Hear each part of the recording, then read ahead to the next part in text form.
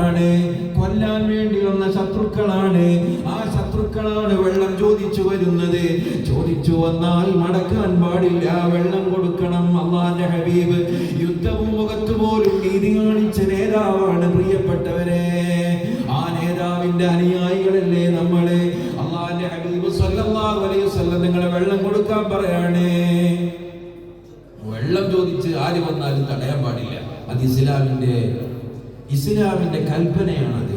വെള്ളം ചോദിച്ചു വന്നാൽ തടയാൻ പാടില്ല, ഉപ്പ് ചോദിച്ചു വന്നാൽ തടയാൻ പാടില്ല, അതുപോലെ തന്നെ തീ ചോദിച്ചു വന്നാലും തടയാൻ പാടില്ല. ആരെയും കൊല്ലാൻ വേണ്ടിയിട്ടില്ല. ഇന്ന് നമ്മുടെ ചുറ്റുപാട് ഇഷ്ടം പോലെ ഉണ്ടല്ലേ, സിഗരറ്റ് തീ കിട്ടും. പക്ഷേ മുൻകാലത്ത് അങ്ങനെയല്ല. ഒരു വിറക് കൊള്ളി കൊടുക്കണോ? ഇപ്പൊക്കെ വ്യാപകമായി. ഇപ്പൊ തീയെന്ന് ചോദിച്ചാൽ ആരും വരൂല. തീയതിനാ സാധാരണ ഉപയോഗിക്കുക ഭക്ഷണം പാകം ചെയ്യാനാണ്.